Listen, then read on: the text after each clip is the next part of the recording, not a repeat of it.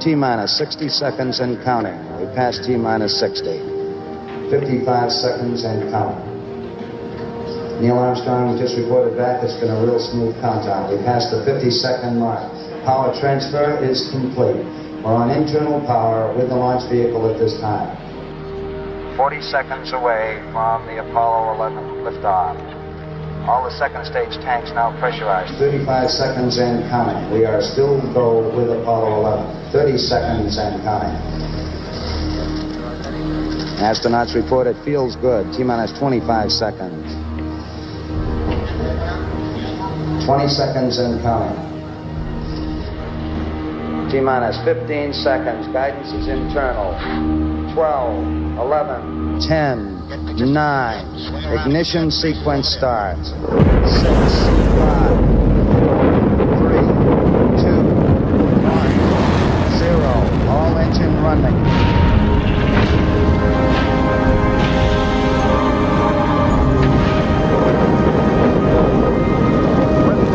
We have a liftoff, 32 minutes past the hour. Liftoff on Apollo 11. Power clear.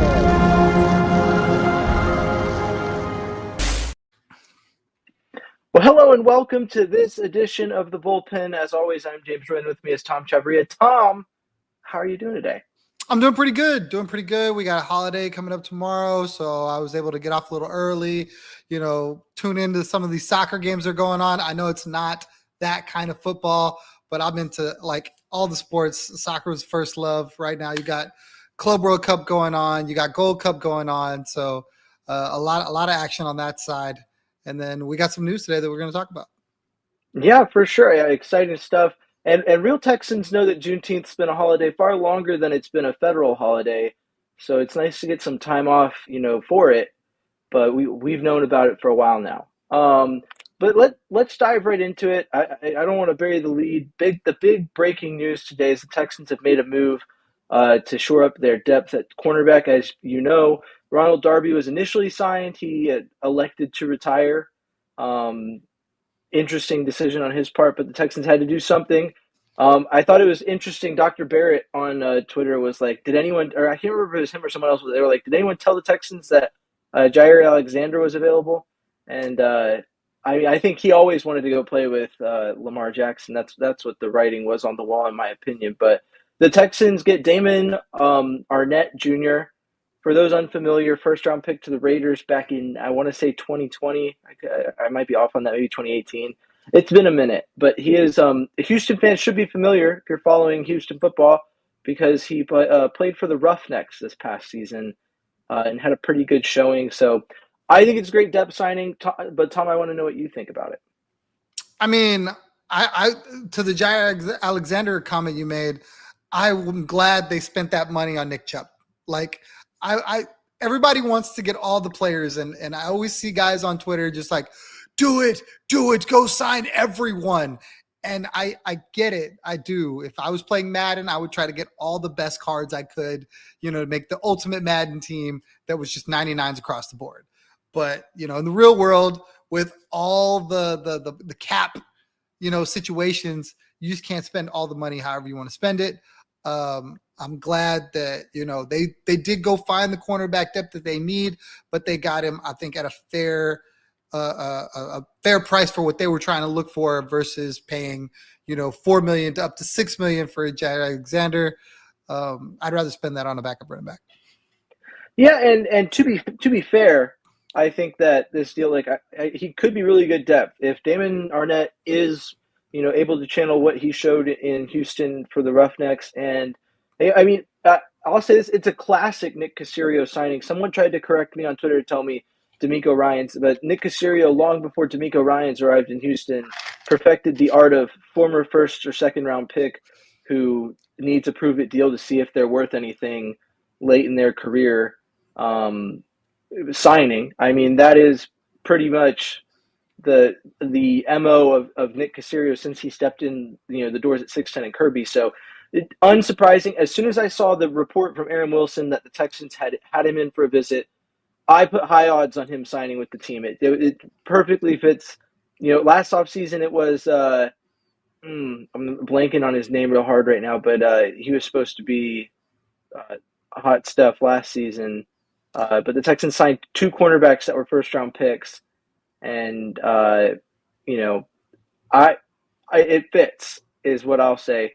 Do I think that he's guaranteed a roster spot? I mean, that kind of signing at this point is not like a guarantee of a roster spot, but he'll compete, and I think he could be good depth if he had. Jeff Okudah is who I was thinking of. Thank you. H Texans United, goated listener. We've got two goats in the chat with Brandon Hallam and H Texans United. Real quick for the chat. Burn the house down. Real quick for the chat. Tell me right now that James Roy does not look like Wyatt Russell. Tell me that's not U.S. agent that I'm talking to. If you go look that dude's picture up, it's 1,000% this dude right here. That's him. I'm actually gonna pull it up right now. But my wife, we watched, and I don't want to give it away, but we watched a movie last night, and my wife was like, "You look exactly like this guy. Are you going for this hairstyle right now?" The whole thing, the flip, the beard, the whole. I'm gonna pull up the picture. I'm gonna share it with everyone because I want to show you. I'm gonna share. Let's see. Here we go from Reddit. My wife said that I look like Gordon Bombay from Mighty Ducks, specifically D2 with that hair. The image is really small, but you get what I'm going for there. So I'm growing it out. I mean, I like the Wyatt Russell comparison. I'm sitting here going, who does James look like? It's bothering me, and then it just hit me, and I was like, that's U.S. agent from Thunderbolts. That's who that is. That's what the beard does. And by the way, watching Thunderbolts, not to get too far off topic, but looking back, they did a flashback, and I looked into Captain America, Wyatt Russell's character. Not entirely unjustified in what he did. I mean, it was wrong. I'm not going to say that he was right for killing that guy, but he was not unprovoked. Now that I'm being compared to him, I feel that it's like weird need to defend I got to defend him. I feel attacked here. I'm glad you brought up that comparison though. My wife was like, "Oh, hey, Coach Bombay." I'm like, "Okay, well, I don't know about that." I think the Wyatt Russell one's way better. The beard brings it home to Wyatt Russell. I agree with that. I think that's probably more accurate. By the way, speaking of screen sharing things, I know we're getting a little off topic, but as you know, this past weekend I turned 30. Happy birthday, guys, for James. Happy birthday. We had and by the way, in the Instagram chat, I see you're asking about the training camp dates. I'm going to pull those up if H Texans United doesn't beat me to it. But I had a pretty good game. Obviously, as the birthday boy, I played quarterback for one of the teams. Is that non-negotiable? Non-negotiable. I think everyone knew that I was going to be playing quarterback. I played Brett Favre type ball. I threw some blind passes, took some risks, threw some picks, but 4 touchdowns, 3 interceptions. I had a rushing touchdown. They kept rushing me. I finally showed the wheels off, and then I had a receiving touchdown. But I also on one of the rushes, my brother-in-law was like, "Hey, back here," and I saw him, and I didn't have the firm foundation to toss the ball back to him, so I kind of left it in the air. And so, one of my my wife's cousins he was flying. Half the reason I had threw two of the picks I threw, he literally came from the other side of the field and grabbed it out of the air. This crazy stuff. I thought one of them was out of bounds, but I'll let the refs do their thing. I have mad respect for the officiating. But yeah, overall fun game. And then what we did was we discovered the hook and ladder. I just tossed it back into the backfield to one of my brother-in-laws, and I just took off on a wheel route. And no one thought that the quarterback could run a route. And it was tied. That was the last score of the game. There was 20 seconds left. And I tossed it back to my brother-in-law, and he just lobbed one up to me in the end zone. And I was like, oh, wow, we discovered flag football. Maybe it is different enough that Darnell Dockett could be the guy in the – no, I'm just kidding about that. But, yeah, that was a good time. Not to get too far off topic, but I felt like it was good. I wanted to put together a highlight reel. I have the videos. I didn't get the chance to throw it all together, but it was a good time. Here's H Texans United in the chat on Instagram. So to answer your question about key training camp dates. The Houston Texans first day of players report is July 22nd. Panthers joint practice August 14th. Lions joint practice is August 21st. And then if you're not following H Texans United, specifically on Instagram, Xavier04 is asking all these questions. He's the guy I collaborate with for breaking news and stuff. And also on the broadcast channel, we usually discuss this stuff. I don't remember if I posted that on the broadcast channel, though. But yeah, good times all around. And while we're off topic, I'll try and wean our way back on topic. I'm giving away signed pictures of Will Anderson Jr. I have 2 of them here in this house with me, and I've started those giveaways on Instagram and Twitter. They're separate giveaways. Enter both to make sure that you can win a signed picture. I wish I'd opened the box. I haven't opened the box yet to look at them. I'm worried that I'm going to mess them up before I send them out to you guys. So I've elected not to open the box. What's in the box? Let's get back to Texans football. The big thing that happened this week. So I feel like we adequately talked about Damon Arnette.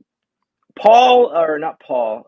I'm thinking he looks kind of like Paul Gallant. But Peter Bukowski is. I know him because if you don't follow John Hickman over at Locked On Texans, you're messing up at a high rate of speed. That's one of the better, and it's the only that I know of daily Texans podcast. So quality stuff going on the Locked On network. But I know Bukowski hosts the Locked On Today, does the runaround of all sports.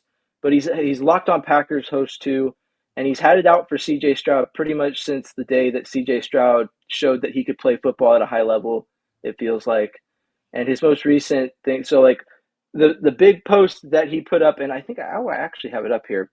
The big post that he put up was one where he said, "I don't know who needs to hear this, but from week 8 on last year, Bryce Young outproduced C.J. Stroud in every efficiency metric we care about, and it wasn't particularly close." It was a bad situation. Excuse falls apart pretty quick when you think about it that way. And then the comment specifically that kind of set me off, that I was okay to leave that one be, because if you don't know ball, you don't know ball. I'm not going to get you to know ball better by talking to you about it. But then he said, during a thread in a discussion with Nick Schwager, I'm going through, I'm name dropping every major account in Texan social media across the board right now. Who's who? Shout out to Nick Schwager. It's a who's who of Texan social media right now on the podcast. Welcome. But in reply, he says, "We don't agree on the rookie part. The Stroud rookie season was wildly overrated in real time. I don't think he proved anything. His efficiency numbers were bad then too."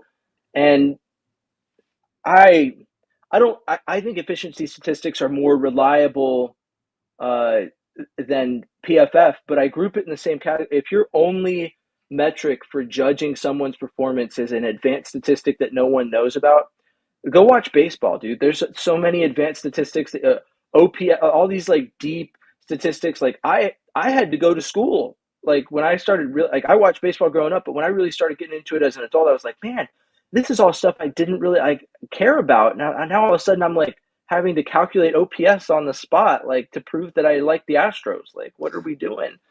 And so, like, I get it. Efficiency stats mean something, I guess. But I'm wondering, what are your thoughts on this comparison between Bryce Young and C.J. Stroud and how it carries on?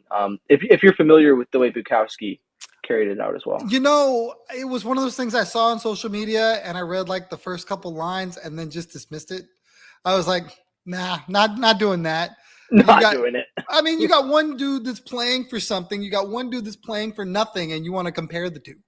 Like, I mean, those are probably, for me, if you want to talk about those games, what were they about?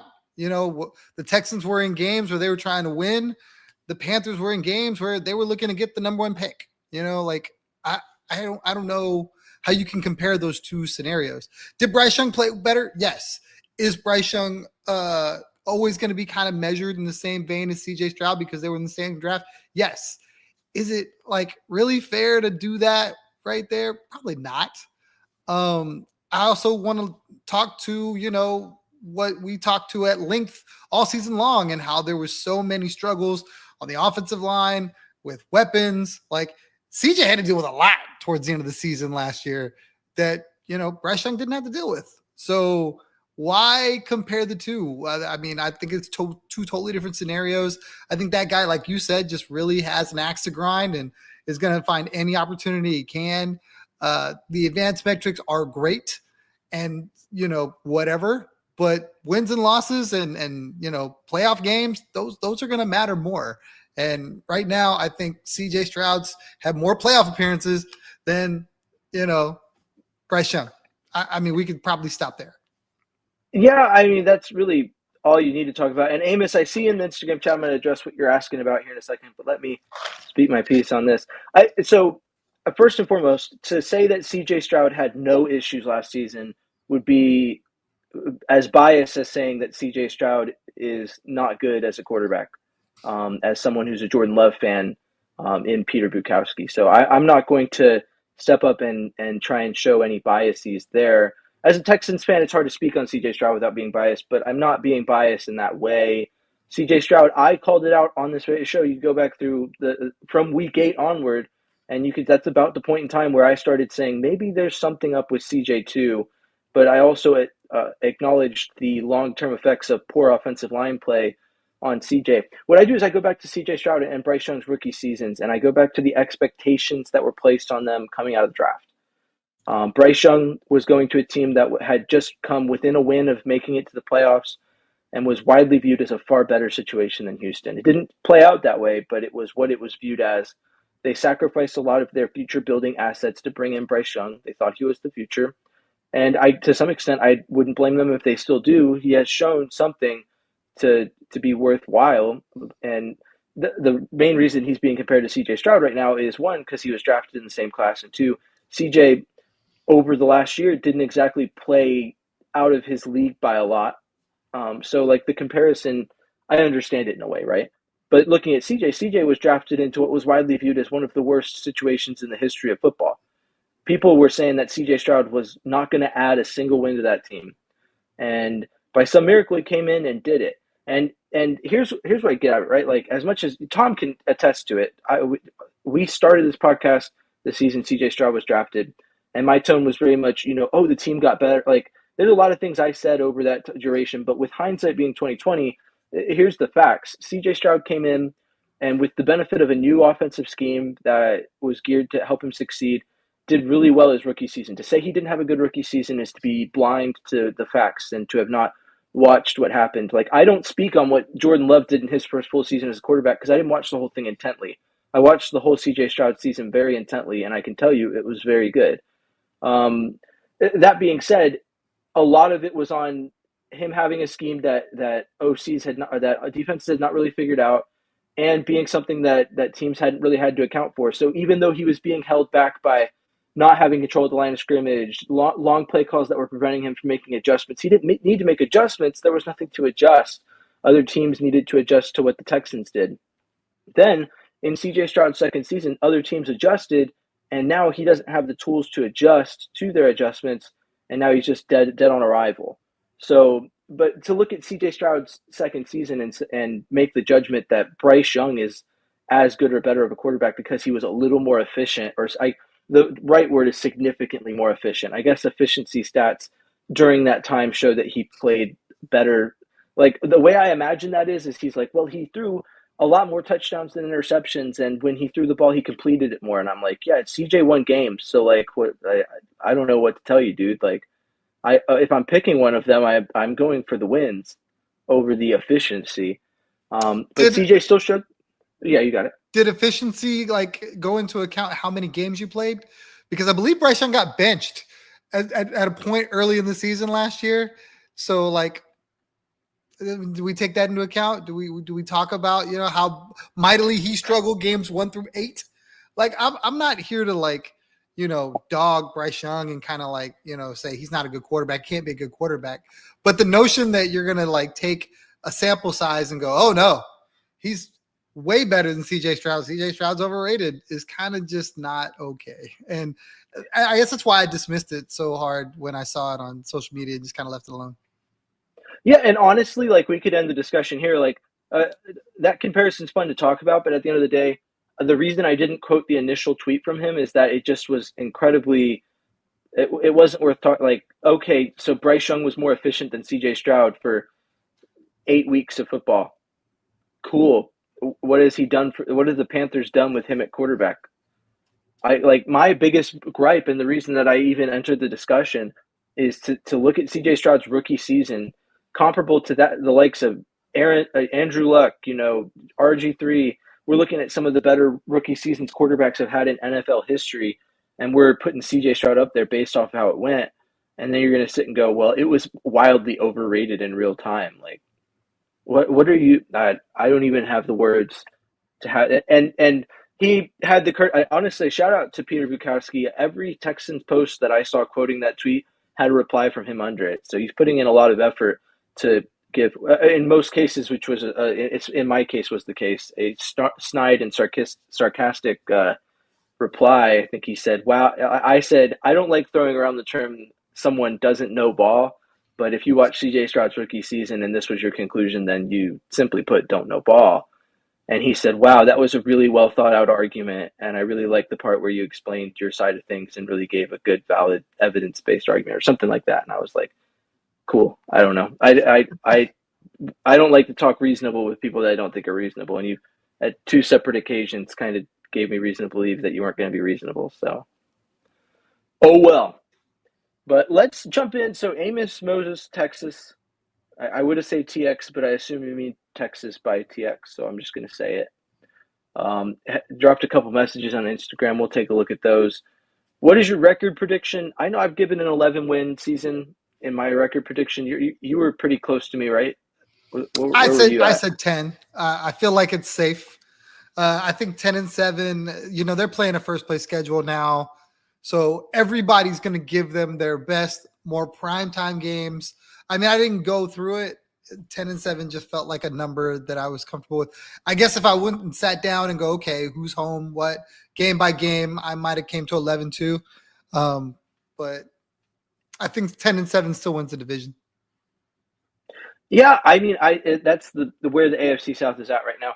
The biggest change for me, like as much as I don't want to admit it because it was super cringe watching all his press conferences, both him and the GM that Jaguars hired.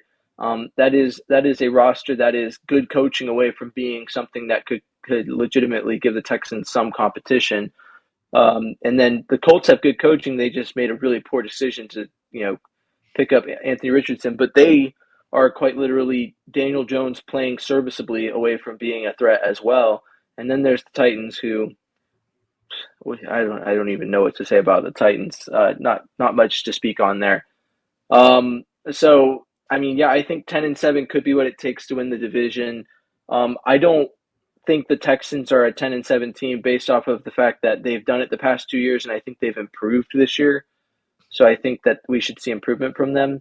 But because of the way that I give record predictions, I assume a 3-3 record in the division, which automatically sets them up. I have to give them wins I probably would give them otherwise to force an 11-win season. But this season was a little easier for me. Like looking at their schedule, it's not as difficult upon initial glance as I thought it would be, based off their first place finish. But for me, it's 11-6, and I think they find those other wins. The Texans have consistently gotten 4 and 5 wins in the division. So I could see them being a 12 or 13 win team if they go off in the division as they have. And in that case, that would be where those wins come from for me. I have them winning 11 games, splitting the division 500. So, and then let's see. And how do you think Nick Caley is going to change our offense? There's a lot of ways I think Nick Caley is going to change our offense, but Tom, I'll let you go first. What do you got? I'm glad you segued into that. I'm glad whoever, I can't remember who asked the question. Amos Moses. I'm glad you asked them back to back, because that kind of hinders where I want to go with the prediction, with the record.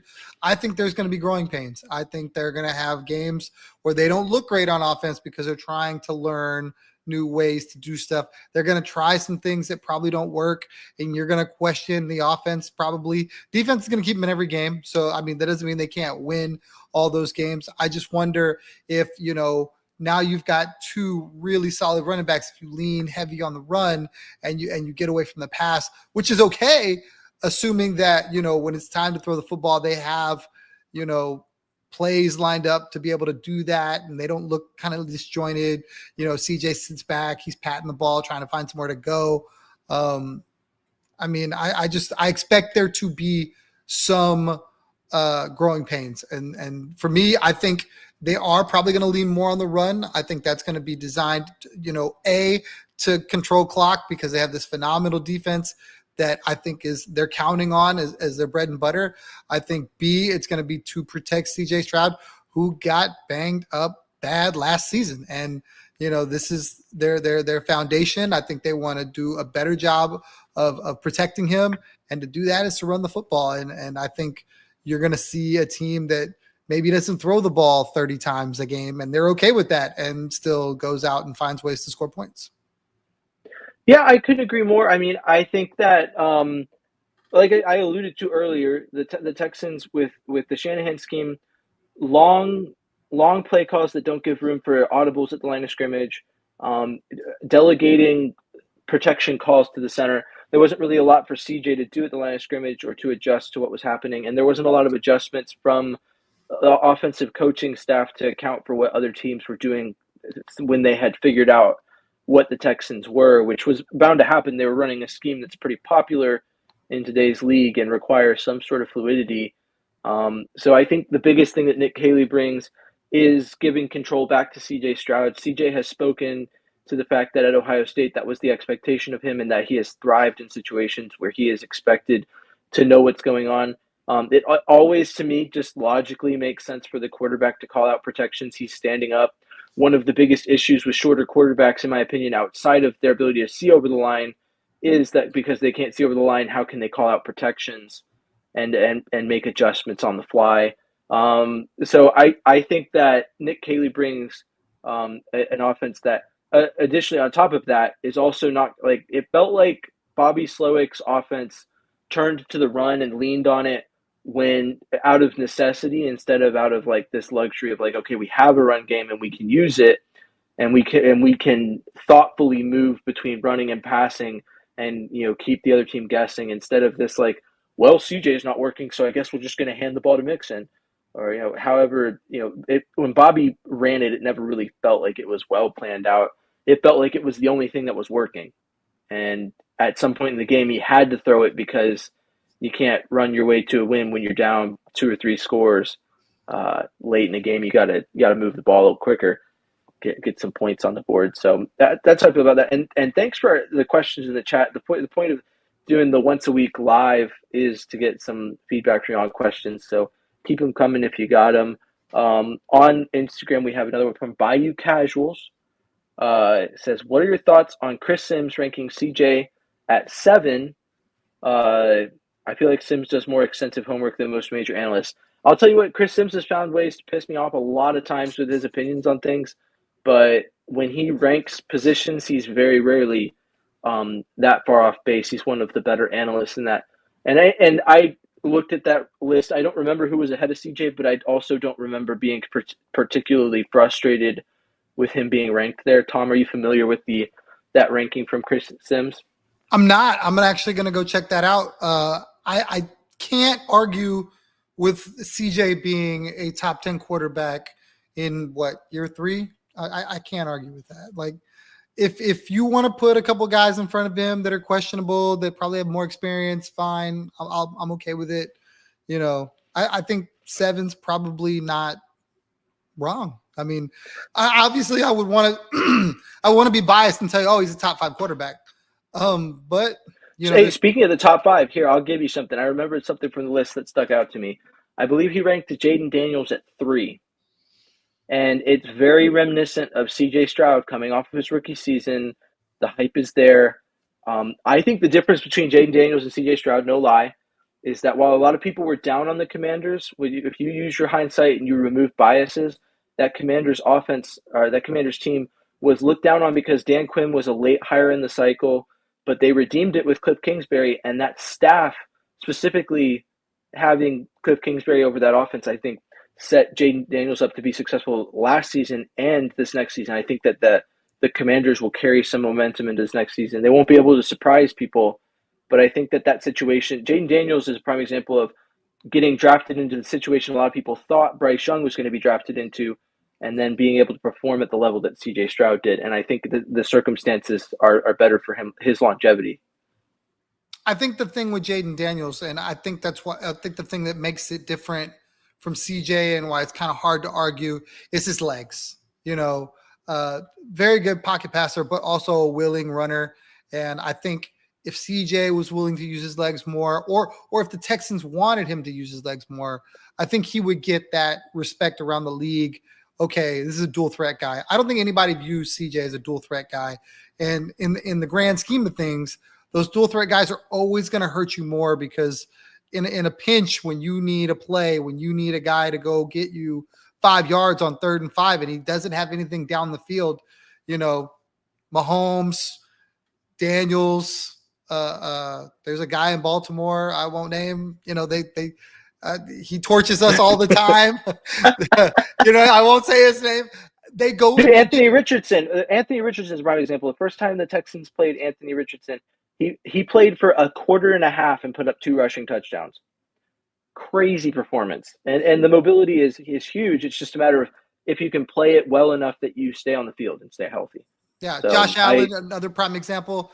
Those guys, when they can do it on both sides, it's so hard. And it's fair to rank them where they are because, they can beat you 2 ways. Exactly. We got a lot of questions streaming in. I'm going to work through it. One, just a quick clarification. Bayou Casuals clarified that I said 3 for Jaden Daniels. I knew Jaden Daniels was ranked ahead of C.J. Stroud. I thought it was 3. It was 5. But still, like that top 5 ranking is something that happened to C.J. Stroud after he had the season he did his rookie year. And I think Jaden Daniels is in a situation that will warrant them doing really well. Like, I don't think it was a fluke. Let's see. Coming back to let's go. Hot take from Brandon Halam.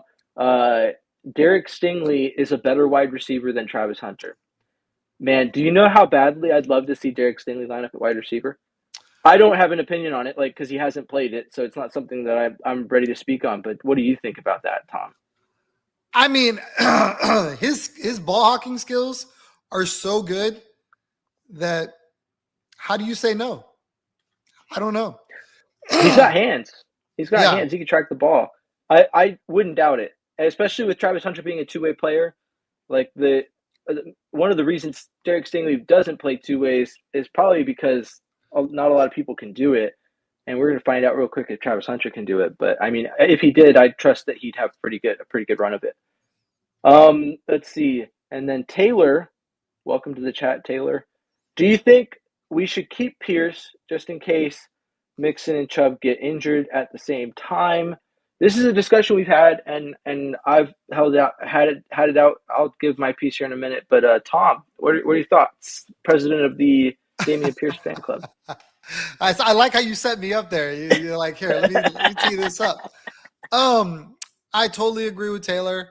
I think that Damian Pierce will be on this roster probably through training camp. And if everybody makes it out healthy, then I suspect some team will be Damian Pierce's new team, and we'll wish him well and thanks for all the memories. And I can't see a scenario unless they were to cut somebody like Dare, who they just re-signed, or something like that, and then he becomes a special teams guy, which I won't put that past Damian Pierce. If Damian Pierce is walks in and hey, I'm gonna do whatever the team asks me to do. If y'all want me to play linebacker, I'll go play linebacker.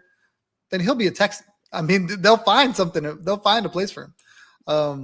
I just don't see it. I think there's a way for him to end up in a better situation where he gets a chance to be somebody's change of pace, something like that. I don't think he's a starter in this league, so there's probably a situation where he starts, right?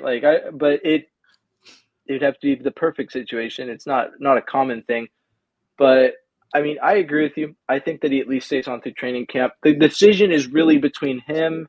You see that Dubon home run? I know you're looking at that Dubon home run that just got put up. I'm not. I'm trying really hard to do this. Trying really hard to. You're like tunnel vision. I'm trying to focus on the podcast, James. Thanks for getting my. There's a lot of sports going on right now, James, and I am not paying attention to. Yeah. But I think that, and to answer the question, simply put, I think that it would be worthwhile to keep Dameon Pierce because of the injury history between Mixon and especially Chubb. It'd be nice to have that to fall back on, because I'll tell you this, if that situation plays out differently and Dario Gumbawale is the RB1 for the Texans at any stretch, it's not going to inspire a lot of confidence for most people, myself included. As much as I love Dario Gumbawale for what he is to special teams, don't accuse me of not being. I'm dialed in too. I just saw a notification on my phone. Okay, calling me out like that. But I think that Dameon Pierce would be worthwhile to keep from that perspective. It's just a matter of if you can convince Frank Ross that Dario Gumbawale, because it's between him and Dario Gumbawale as to who goes. In my opinion, Woody Marks was drafted too high for the odds of him being cut being that high, and so I think that it comes down to which situation you'd rather be at: prepared just in case your injury-prone running backs go out, or highly set in case your kicker goes out, and also in terms of just a special teams monster like a Gumbawale. So I don't think there's a wrong answer there. I think there's an answer. Here's something that came to mind. As the resident president of the Dameon Pierce fan club, do you think that the Texans' tribute to Dameon Pierce, when and if he leaves this offseason, will be comparable to the Browns' tribute to Nick Chubb for all he did for that franchise? I don't. I mean, it will be for me. I will be banging. You'll put together the video. You'll put together. Yes, the highlight reel, the whole nine. I mean, I feel for Damien. Like, this was a guy that came to this team, and they had a system, and he thrived in it. And then they said that's not going to work, and they moved on to a different system, and he struggled with it. And then he just said, "Look, I'll get better." And you can't tell me where football players normally do that. You just can't. Normally they're trade me, get me out of here. This isn't what I signed up for. This dude was the ultimate team player. You want me to return punts? I'll return punts. You want me to do whatever? I'll do whatever. And just wanted to be on the team. And that's it's like Rafael Devers, a real team player out there in San Francisco. I mean, he is now. Whatever he wants to, whatever they want, I'll do. But yeah, and for me, I love that. I'm always gonna feel, a fan of Dameon Pierce for that. For him saying, "Hey, I'm not good. I'm not good enough for what this calls for. I need to get better." I'll never forget that interview that he had where he basically just called himself out and said, "You know what? They're gonna work with me. I'm gonna work with them, and I'm gonna get better. I know I'm not what this needs, but I'll get there, and I'll do whatever they ask in the meantime." You don't see that from athletes. I don't care what sport. You don't see it from athletes. I don't think you'll see a single Texans fan disagree. I don't think you'll see a single Texans fan express pure joy that Dameon Pierce is not on the team. Like, I think that his presence is valued, but and the way I put it is this: like, I want the best for Dameon Pierce, and if that involves him being on a different team, like, I'm fine with it. I don't think I think it could hurt the Texans potentially, but if you can get, he's the other part of that equation is he's the only running back in that room that you would think the Texans might move on from, that has enough perceived value that you could probably sell another team on giving up a 6th or 7th round pick to avoid him hitting waivers if he was to get cut. So huge stuff there. And then keeping it in the vein of the running back room, we had a question about Jawar Jordan. That was a guy, I mean, I think that his skill set could be very useful to the team. It's just a matter of if there's room in that running back room for him. And that's really all I've got to say about it. But Tom, what do you think? I don't know what the Texans are going to do, because they've got an embarrassment of riches at the running back position. British Books looked really good too before he got hurt. Like, they had a bunch of guys that they were trying to hide and stash. Jordan, Brooks. I don't think Woody Marks was drafted with the idea that Nick Chubb was going to be able to be a Texan. I don't think they had any chance at that. That's why they made the pick. And now you've got this dude that a lot of people like. Woody Marks got really high grades for the guys that analyze the draft over, this could be a great fit, and he can do this, he can do that. And, now where do you put Woody Marks? I mean, he's going to be on a practice squad probably, and that's crazy. It's insane. But I mean, I don't know. And then you could ask about British Brooks. You could ask about, all these guys that so you brought it up. There's so many running backs on this team. So it's just, I don't know what they're going to do. That's one position they could really shock me at because, like, in my mind, like I've expressed how I think it's going to go, but they could pull a fast one. They've got a lot of options in that area, but in my opinion, anyone that's not named, Woody Marks, Damian Pierce, Nick Chubb, Joe Mixon, and Dario Gumboale is outside looking in on that roster fight for a spot, unless the Texans carry more than 4 running backs. Yeah, J.J. Taylor, another name. Another one. He showed pretty well, but like I just don't think he's legitimately in that positional battle in a meaningful way. So, let's see. So Amos Moses has a couple questions directed at us. So I'll hop on those. It says, how did y'all get into football and become Texans fans? And then what made y'all start a podcast? So, Tom, I'll let you answer the first question first. Well, I'm a little bit older than James, so I was an Oiler fan as a kid, and I've just been a football fan my whole life. And I was very upset when they left. I did not pick another team. I did not become a Cowboy fan. I sat here in silence and waited for the Texans to be a thing, and I've been a Texan fan ever since. The podcasting thing, it was really weird. Twitter got me into podcasting. Somebody was on there randomly like, hey, we're calling all cars, for, podcast hosts. And I'm like, kind of raised my hand. I could do that. I talk about sports. Absolutely. And I got into it with baseball to begin with, and then just kind of branched out. And I'll let James go from there. Yeah, I mean, for me, I was 7 when I got into football. Coincidentally enough, my dad was in the Navy. I was in the Navy. Moved around a lot. I don't currently live in Texas, but I was living in Houston when the Texans became a team and when they started their inaugural season. So when I got into football, we were in Houston. The whole rest of my family is Cowboys fans because they were never Oilers fans because the way my grandpa put it, the Oilers sucked and the Cowboys were good. So why would I be an Oilers fan? Was his general train of thought. If you wanted to know how that went, so. And so my dad was a Cowboys fan because, my grandpa was a Cowboys fan. And then, I was like, well, I put on for my city. I'm an Astros fan, I'm a Rockets fan. So I'm going to pick up the Texans. That's what I'm going to go with. So 7 years old, just starting to get into football, it kind of lined up perfectly. As far as podcasting goes, I've always wanted to do something like this. I always felt like I had something to say. I wanted to, do something to foster a Texans community. And kind of tap into that. And when I started posting on Twitter, gained a little traction there. And then when there was that whole schism where Texans Unfiltered basically like called out and broadly cast a net that everyone else's YouTube sucked, that was a Texans content creator. And so I started a YouTube then because I was like, oh, since everyone's YouTube sucks, I guess I'll give it a shot, was I think what I said. And then I posted a few videos, got a DM about joining the Bullpen to do a separate show. And then one thing led to another, ended up being Tom and I doing the Bullpen. And it ain't looked back since. That was, I think it became, the Bullpen as it is with me and Tom became a thing, I think week 2 of 2023.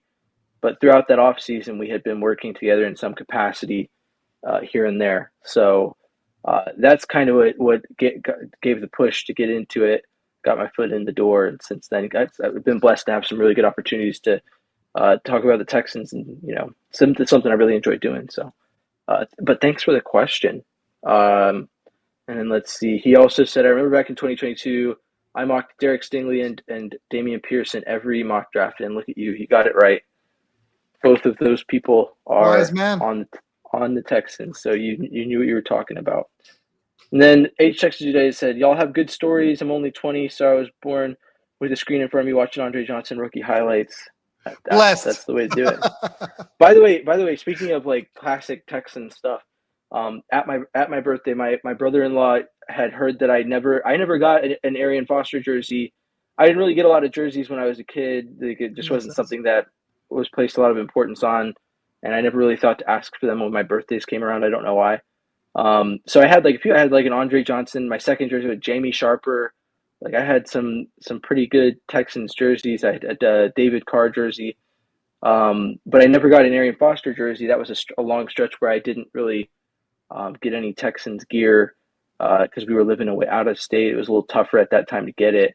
And so he found one on resale, like a nicer Nike jersey, and it was awesome. I wore it for the flag football game. That's how much I loved getting it. It was a nice Liberty white.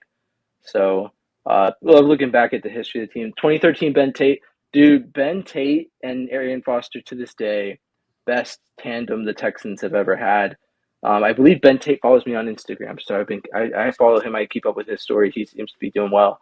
So shout out to Ben Tate. I was so that was like early on in my not early on, like I'd obviously been a fan of the team for 10 years, but like early on in my, like, I wasn't 7 anymore. I was like in high school, and I was like, we can't let Ben Tate go.